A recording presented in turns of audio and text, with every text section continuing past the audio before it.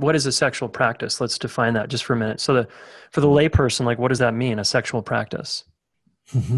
Yeah, I mean, I think the first is something you do whether you feel like it or not, like flossing your teeth or going to the gym. So Yeah, like a yoga practice. right. You're like, okay, 4 or 5 times a week, I'm going to yoga regardless. You know? Like whether I feel like it in the moment or not. And that it's no longer a tool for withholding or rewarding, right? It's no longer an emotional game or a chip to play. We show up to it because we believe in the long-term aggregate benefit, right? So that would be the bucket. Then the practices themselves can range. I mean, I think orgasmic meditation, so just the 15 minutes a day of stimulating a woman, without any degree of reciprocity, like that's hugely helpful both for the man and the woman. It creates a neurochemical shift. There's all kinds of benefits and positives on that. That's just foundation baby block number one.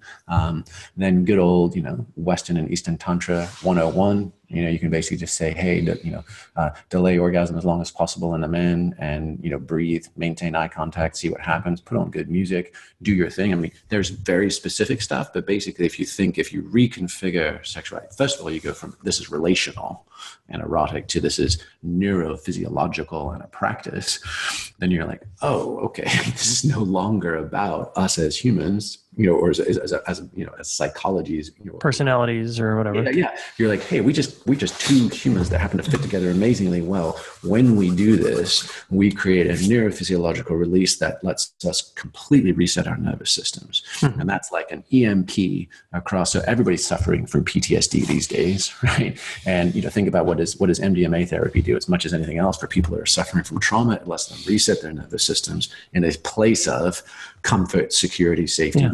Belonging. Well, you can do the same exact protocol with sexual practices instead of MDMA, and you can use it to reset your nervous system, and you can do it on a weekly basis. And if we do that, right, you're just gone from fibrillating to just nice, good, healthy, full heartbeats. And it's cool because you're talking about. So many people. We get in a long-term relationship, especially the nervous systems, we get the little scared animal in us starts to fire one little tone of voice or this thing. And then it's like, that's okay. That's normal, but it's how do we repair that? And what I'm liking here is it's you guys are, I think, blazing a trail there in terms of, and probably thousands of people before you, but it just feels kind of fresh for me to hear it of let's work through that fear through sex.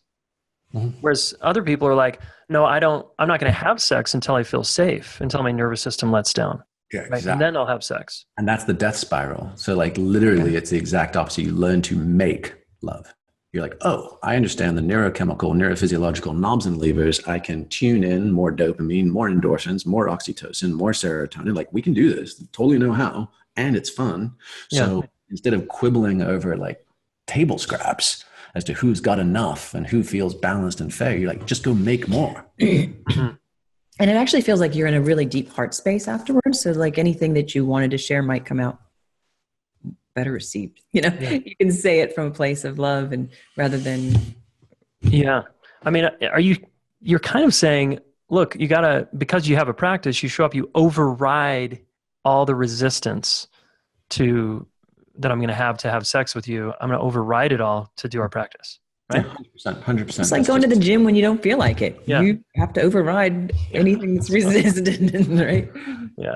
And having a partner to go to the gym increases the likelihood of you going to the gym, right? So that's it. It literally is flipping it on its head from a psychological relational practice to a neurophysiological one. And you do it. And then like you might end up afterwards having something to say and you can frame it more, more effectively, or you might just be like, that's not a thing anymore for me. Yeah, it's gone.